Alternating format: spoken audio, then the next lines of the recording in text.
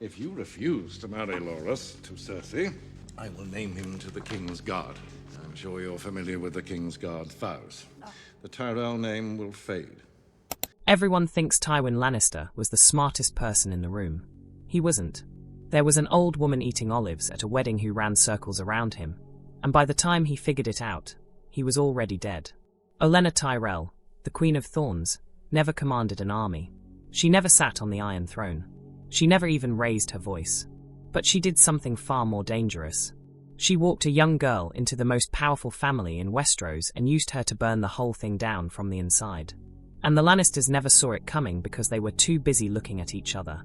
This is the story of how Olenna pulled it off, step by step, without ever getting her hands dirty. Leave her face. I like her pretty. Best. Unburden her.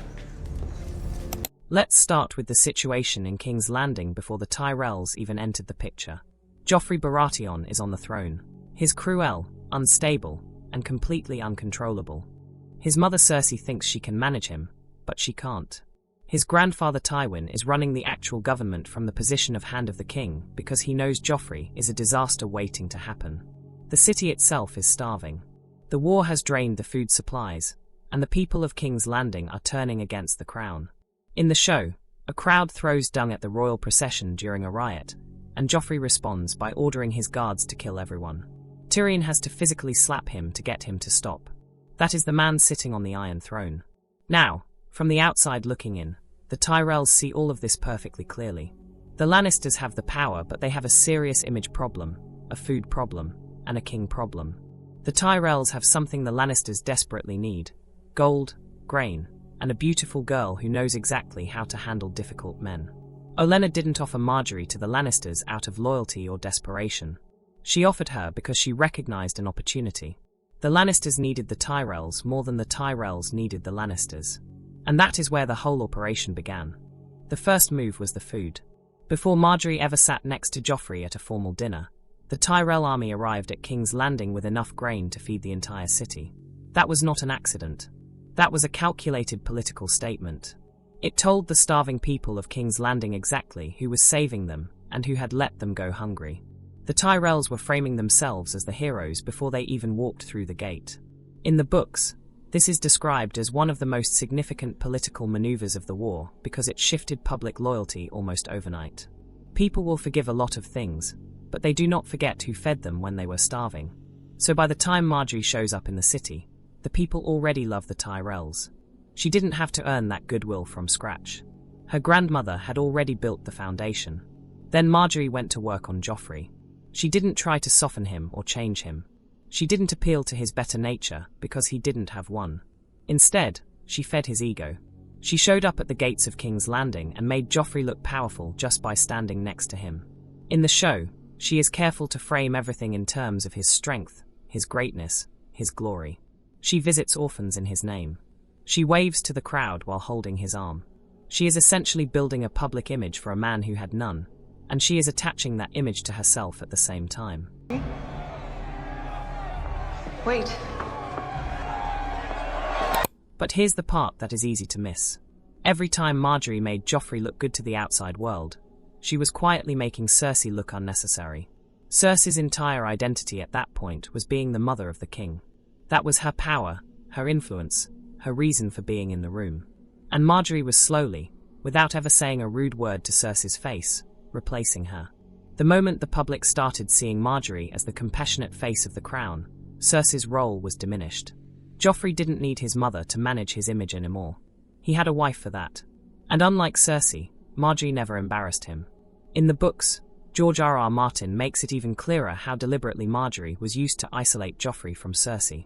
There are scenes where Margaery and her ladies essentially absorb Joffrey into their social orbit, surrounding him with entertainment, flattery, and distraction. Cersei watches this happening and feels the control slipping out of her fingers, but she cannot stop it without looking paranoid and overbearing. Which is exactly what Olenna was counting on. Because Cersei's great weakness has always been that she is emotional where she needs to be cold, and obvious where she needs to be subtle. Olenna knew that if you just gave Cersei enough rope, she would tie herself up with it. So Margaery kept being warm and gracious and publicly beloved, and Cersei kept reacting, kept plotting, kept showing her desperation. And every time Cersei tried to undermine Margaery, she ended up looking like the villain of the story. Oh, forgive me, I haven't been at court for long, I get so confused. What's the proper way to address you now? Queen Mother or Dowager Queen? There is a scene in the show where Cersei and Margaery have a conversation that looks like small talk but is actually two women quietly threatening each other. Margaery calls Cersei mother, and you can see Cersei's jaw tighten. Margaery knows exactly what she's doing. She is telling Cersei that her title is gone, that her position is being replaced, and she's doing it with a smile and a term of endearment. That is Olenna's training showing up in every single interaction. Now let's talk about the Purple Wedding, because this is where Olenna's operation reaches its peak. Joffrey had to die. That was not a spontaneous decision made on the day of the wedding. It was a plan that had been put together well in advance, and critically, Olenna did not work alone. Peter Baelish, also known as Littlefinger, was her co-conspirator. He is the one who sourced the poison and arranged for it to reach Olenna's hands. He had a knight named Dontas Hollard give Sansa a necklace as a gift, and woven into that necklace were crystals of a rare poison called the Strangler. Littlefinger knew what he was doing. He needed the Lannisters weakened, and Olenna needed Joffrey gone. Their interests lined up perfectly. In the books, the delivery method is slightly different. Sansa wears a hairnet threaded with what appear to be amethysts, but are actually Strangler crystals dyed deep blue. Whether it's a necklace in the show or a hairnet in the books, the mechanics are the same. Olenna, during the wedding feast, reaches over to Sansa under the pretense of adjusting her hair or her necklace, and she palms one of the crystals without Sansa noticing. Nobody watches the old woman fussing over a young girl's appearance. Nobody ever watches the old woman. That is the genius of it. Later, during all the noise and chaos of the feast, Joffrey humiliating Tyrion, the cutting of the wedding pie, the court's attention pulled in every direction, Olenna drops the crystal into Joffrey's wine cup. He drinks, and within minutes, the Strangler does exactly what its name promises. It makes his throat close. His face turns purple. He collapses into his mother's lap, pointing his finger at Tyrion. Here is something worth knowing. Olenna later admitted to Jaime that she had never actually seen the Strangler work before. She was not fully prepared for how horrible it would look. The foam, the blood-red eyes, the purple skin. That part, she said, was unintentional. But dead was dead. And just like that, the Lannisters' internal tensions did the rest of the work for Olenna. Tyrion had spent years being humiliated and dismissed by his own family.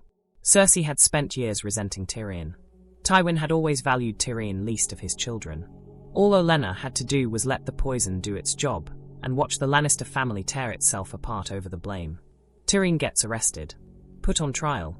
The trial becomes the ugliest exposure of Lannister family dysfunction that the court has ever witnessed. Shae takes the stand and lies to destroy Tyrion. Tywin presides over it. And Tyrion, broken and furious, demands a trial by combat and ultimately loses. Tywin sentences his own son to death. Olenna and Littlefinger never had to do a single thing after that wine cup. The family fell apart on its own schedule. Jaime, unable to watch his brother be executed for a crime he knew Tyrion didn't commit, freed him from his cell. Varys showed Tyrion a secret passage that led directly up into the Tower of the Hand, Tywin's own residence. Tyrion climbed up, found Shae in his father's bed, and strangled her. Then he took a crossbow from the wall and found his father sitting on the privy. They had one last conversation, and when Tywin called Shae a whore one time too many, Tyrion put a crossbow bolt through him. In the show, the crossbow Tyrion used had originally belonged to Joffrey. In the books, Tyrion took Tywin's own crossbow from the wall of his chambers, which has its own bitter poetry to it. The one person who had been holding the Lannister political machine together with sheer force of will and intelligence was gone. Tywin was not a good man, but he was an effective one. He understood power, he understood politics, and most importantly, he kept a lid on Cersei. Without him, Cersei was in charge. And without Tywin, Cersei's worst instincts had no one to check them. Olenna had not planned Tywin's death, but she didn't need to. She had already set the chain of events in motion. Joffrey's assassination led to Tyrion's trial, which led to Tyrion killing Tywin. Olenna and Littlefinger pulled one thread and the whole sweater unraveled. After Tywin's death, Cersei makes a move that Olenna could only have dreamed of engineering herself. But Cersei did it completely on her own. She arms the Faith Militant. She manipulates her son Tommen into reinstating the military arm of the Faith of the Seven, and gives them the power to arrest and try nobles. She does this specifically to trap Loras Tyrell, who was widely known to be homosexual, and then Margaery gets caught up in it too when she lies under oath to try to protect her brother. It works, briefly. Loras and Margaery are both arrested. But Cersei has made a catastrophic miscalculation. She has handed power to fanatics who answer to their faith and nobody else.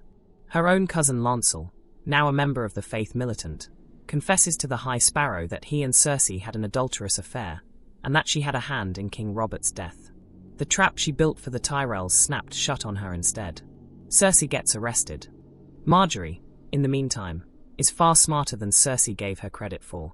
In the show, she reads the political situation inside the Septi and makes a calculated choice to appear converted to the faith. She works on Tommen from the inside, maintaining the moral high ground while Cersei rots in a cell. By the time Cersei is finally released, it is only after agreeing to perform her Walk of Atonement, walking naked through the streets of King's Landing while a scepter rings a bell and shouts shame, and crowds scream and throw things. That Walk of Atonement is important because it destroys what was left of Cersei's dignity and public standing. The woman who had spent years terrifying her enemies was made to walk naked through the city while people screamed at her. Everything Olenna had been building toward, the isolation of Cersei, the destruction of her image, the erosion of Lannister credibility, was now happening publicly and brutally. Olenna saw all of this coming. Not necessarily every specific detail, but the general direction of it. She understood that Cersei's paranoia, combined with the loss of Tywin's guidance, would eventually lead Cersei to make a mistake so large that it would be fatal. Olenna's job was never to deliver the killing blow herself. Her job was to put the Lannisters in a position where they would deliver it to themselves. That is the part of Olenna's strategy that people underestimate. She was not playing a game where she needed to win every single move. She was playing a game where she needed the Lannisters to lose. Those are two very different things. A player who needs to win has to be right every time. A player who needs her opponent to lose just has to keep the pressure on until the opponent cracks. And the Lannisters, for all their power, cracked spectacularly. Now, the story does not end entirely in Olenna's favor. Cersei, backed into a corner with nothing left to lose, blew up the Septi of Baelor with wildfire and killed almost everyone inside it, including Margaery, Loras, and the High Sparrow. It was the single most destructive act in the history of King's Landing, and it worked, in the sense that it eliminated every political and religious threat to Cersei's power in one explosion. Olenna lost Margaery in that moment. The instrument of her entire strategy was gone. And here is what is worth understanding about that. Margaery actually saw it coming. In the show, she is the one who figures out that something is wrong when Cersei doesn't show up to her own trial. She tells the High Sparrow they need to leave. He doesn't listen. Margaery died because she was in a room with a man who was too arrogant to hear a warning. But even then, Olenna did not collapse. She went to Daenerys and formed an alliance. She armed the Dragon Queen against the Lannisters. And before she died, when Jaime came to Highgarden after defeating the Tyrells and offered her a painless poison to drink, she drank it without hesitation. And then she told him that she had killed Joffrey. She wanted Cersei to know. Not Jaime. Cersei. She looked Jaime in the eye and said, "Tell Cersei. I want her to know it was me."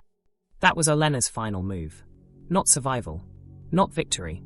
Just the truth, delivered as a weapon, to make sure that even in death, she won the last exchange. So what is the actual lesson of Olenna Tyrell? It is that the most dangerous people in any power struggle are not always the ones with the armies or the titles or the gold. Sometimes they are the ones that nobody is paying attention to. Olenna sat at the edges of every room. She was dismissed as an old woman, a grandmother, someone past the age of real power. And she used that invisibility as a weapon.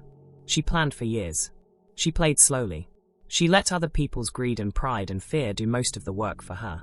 She even found the right partner in Littlefinger when the job was too big to do entirely alone. And then she made sure she was the one who got to walk away with the credit. Tywin Lannister was brilliant. But he was always playing to win the room. Olenna was playing to outlast the room. And for most of the game, she was ahead. The Lannisters had the sword. Olenna had the patience. And in the long run, patience is the deadlier weapon. If you made it this far, you actually care about the real strategy behind Game of Thrones, not just the dragons and the battles. There is a whole series of videos breaking down the smartest players in the game: Littlefinger, Varys, Tyrion, and how their strategies compared to Olenna's. And if this one hit different, subscribe, because we are just getting started.